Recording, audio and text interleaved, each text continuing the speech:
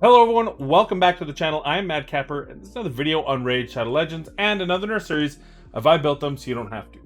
While this champion is one of the harder champions to showcase because she is such a support champion, I'd be remiss in my duties if I did not get her into this series. So without further ado, one of the newest champions in the game among epics, it is the referral program reward, Djamarsa. So normally I would take the champion through the campaign, I would show off her skills, give you the little pop-ups, talk about the skill. However, in the case of Djamarsa, everything depends on a team, so it's a little harder for that to happen. Plus her passive is pretty unique, so we want to talk about it. So we're just going to bring her into here. We'll talk about her skills along with her artifacts and masteries that have put her through. She has a defense in all battles by 20%. That's a pretty strong aura, especially for early to mid-game players. Very strong to have. But the key here, this one here, when fully booked, goes to a no cooldown. So it should be that I'm reading this, whenever an ally uses an active skill, it has a 20% chance of decreasing the cooldown of that skill by 1 turn. Normally, that would be on a 3-turn cooldown without books. So I don't know if it's whenever it's successful, it resets the cooldown, or whenever it uses it. So in other words, the first champion that goes after she goes. But in this case, it should just have 0 cooldown, and therefore should be doing it on every champion, which is a very nice, very strong skill, very added benefit to most champions. Her revives all dead allies with 30% HP, 30% turn meter on a 5-turn cooldown. Her A2 heals target ally by 30% of their max HP and fills the turn meter by 30 as well. And then if Chronum, there's a little extra, by the way, there's extra Chronum stuff here, but that's kind of if you know, I don't usually talk about the family the pairings, so you guys can read that. Essentially it just gives an irresistible decreased speed if the sleep is resisted or blocked, so it's still a 50% chance when fully booked on that sleep. And then if Chronum is on your team and it does get blocked or revived, it has an unresistible unblockable. It doesn't say unresistible, which is strange, but an unblockable decreased speed. So I'm a little interested on that. Very good counter against those with immunity, sort of. And then of course you have this one here, which just fills one champions with 30% max HP and turn meter at 30% as well. So that is her skill set. What artifacts did we put her in? Well, I put her in a mix of a few different things to try to get what I felt was the best combination for her. Now we have her with decent speed. We look at her stats. She's at 73,000 HP, 216 speed, and 377 resistance. I opted to not go accuracy because I feel like that A1 will not be impactful enough in the areas that we're going to be using her. There are specific scenarios where I could see you needing that A1. For example, if you're up against Mortal Macabres in the Doom Tower, even Doom Tower normal, and you're just trying to trudge your way through, and you're bringing this champion in for a little bit of insurance, she can put one to sleep. It's a 50-50 chance, so yeeks. But again, the possibility is there. There is a thought that maybe she'd be like a poor man Sify, but the reality is she's just not strong enough, in my opinion, in the arena. If you were to use her in the arena, yes, the phasing would be very good. And the revive's okay, but it's only a 30% turn meter. And what typically happens is champions die, and then you revive them with 30% turn meter, but someone on the enemy team has more than 30% turn meter already, and so they just kill them again. And 30% HP is not enough for them to suddenly be fully ready to go, unless it's one of your most tanky champions. So that's my opinion. Probably not a very strong champion for the arena, but hey, 3v3 in that early game, definitely not a bad option, but one that you'll probably want to replace. As far as masteries go, the big thing is the timely intervention. Because she's a reviver and a healer, anytime someone has low health, getting her turn meter up there is always a great thing. And we took her down the heal side. I'm not a huge fan of the heals, but it's better than nothing. Now, a lot of people are like, why aren't you a fan of the heals? Well, here's the problem. This is 5% extra heal, which sounds, oh, good. So instead of a 30% heal, she's healing for 35%. No.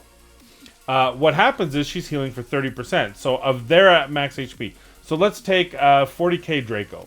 Draco dies, or is low health. She heals Draco by a full 30% of his health, which is 12,000 HP.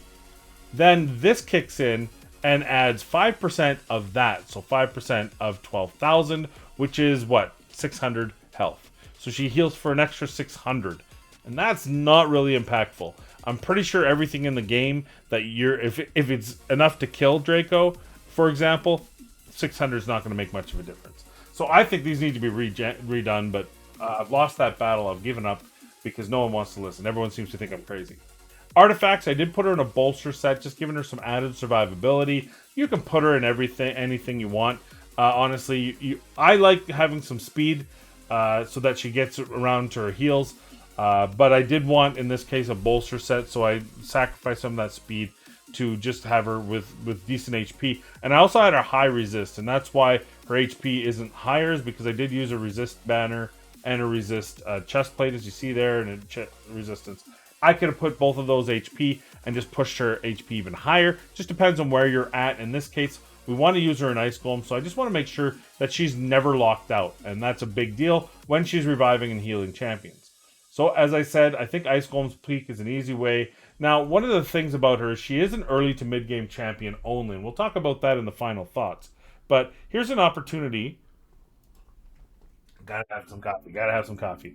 So here's an opportunity to kind of get an idea of what's going on here. I should probably make the fact that Kymar uses his reset right away. So here's some champions that are a little bit squishy. I'm not too worried about the waves, though maybe the waves get into trouble in that second round again. But as you can see here, pretty easy hitting through the waves here. And where we want to have Djamarsa really shine is, maybe here, for example. We're going to get probably some reflect damage right away here. Especially seeing no one wants to hit the only champions that are of any issue. See, there she killed herself. Draco. Oh, Draco didn't kill himself. That's too bad. So there you go. Got rid of them. First example, easy revive. Now I don't have to worry about things. And you also see the heals. Now I'm going to take this down to 1 times because I want to see anytime an ally uses a skill.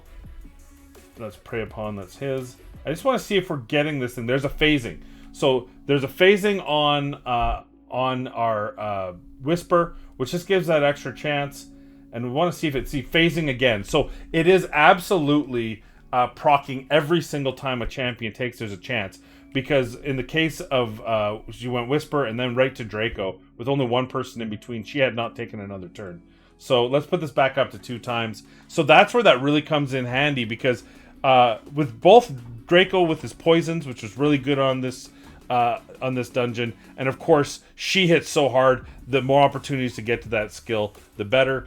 Oh, we died. That's okay. Let's bring him back up, and away we go. And look at the damage she does. Now, I will say she is not an end game solution to this. This is Dragon 20. There's a very specific reason I went to Dragon 20. Let's see. And this is the problem with it, right? And this is what I was talking about, her not being a good arena champion. It's only 30% health. So, for example, both Draco and Whisper died almost immediately after being revived. So it's not the best solution, but it's a good solution. You saw it working. I especially liked how it was reviving skills. You see how much damage Whisper's able to do because the couple times that her skills were reset, she was able to use them again. And her A2 hits as hard as any epic in the game, especially against bosses. So you really want her to be able to loop back to that ability. So that's kind of the best place to use Djamarsa. You can extrapolate this to any place. Dragon, I'm sure there's early mid game, and of course Doom Tower when you start pushing through normal, and then maybe even into hard a little bit. But let's there are some drawbacks to Djamarsa, and let's talk about that in the final thoughts. All right, final thoughts on this champion. Hey, this champion is a cool champion. It's free. I really like her. I really like her kit. I really like that she's free. Now, she's a mid-game at best. Like, she's early to mid-game. She will fall off very fast for a couple reasons, but that doesn't matter. The reality is she's a cool champion. Now, her kit, you've got that defense, you've got the revive, you've got this passive. Everything about it's really good. The reason why she's going to fall off is because, number one, it's a 30% HP on a 5-turn cooldown. Needs to be booked. 7 turns is an eternity for a free-to-play player. And it's healing of their max HP, not her max HP, which really limits her heals. In the end game, you can get champions that are healing way more based on that. I always go to Thenasil, who has an AoE 30% of his max HP on all champions, I believe it is. So way more impactful than what this can be. But nonetheless, 3-turn cooldown when booked, pretty decent. This is the only thing that frustrates me, is for a new to mid, I think that's way too many A1. It really is going to shy some people away. But overall, I think if you're a free-to-play player, you can probably get a good year out of use out of her, depending on the luck on your pulls. I mean, I say that, someone's going to build her out and then the next day pull Ursula and swear at me. But that's the luck of the draw. That's the luck of this game. The reality is most people won't have Ursula on their account for well over a year. Free-to-play account, the number of void shards you get, the chance of getting an epic, it's actually not a huge chance. For example, I don't have Ursula on my alt account, and that's a full year of pulling void shards. I also don't have a void Lego on that account yet. Maybe it's time. Maybe I should log back in and start playing it. So really great early to mid game champion. Now I will say that I am very interested in seeing what people come to play around with her, because I believe she has a very specific end game ability, and that is, this is reflex gear on a champion for every skill. So this is actually like turbo reflex skill, because reflex gear has was it a 25% chance, maybe it's a 30% chance of decreasing the cooldown of a skill. This resets whatever skill was used by 1 turn.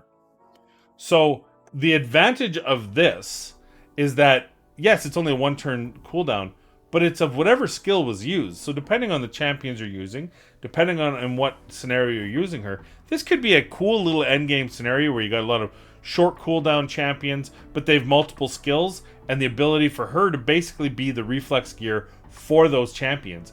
I'm thinking of Arminger on his A2 if you're doing enemy max HP. If you can get him turn after turn taking 10% damage off a dragon, off of maybe Twin Tower, these sort of things. So I think that there's some really cool applications, but I think that would be a very specific scenario on very endgame accounts that can afford to kind of slot in a champion like this into their team and make it work. For the most of you, 99.9%, she's really good early to mid game, and then she'll probably end up in your vault, but she's definitely a strong progression champ, and that's how I think you should use her. Those are my thoughts on Djamarsa. What are your thoughts? Do you think she's an amazing champion? What do you think of her? I think she looks cool. That alternate skin that I'm hopefully, knock on wood, gonna get soon. Is such an amazing little ability looking skin, and I really think that she's overall cool looking champion. So if you use her, let me know in the comments down below. If there's somewhere that you use her that I didn't mention, let everyone know. But most importantly, as always, my friends, please be kind, be safe, and we'll see you in the next video.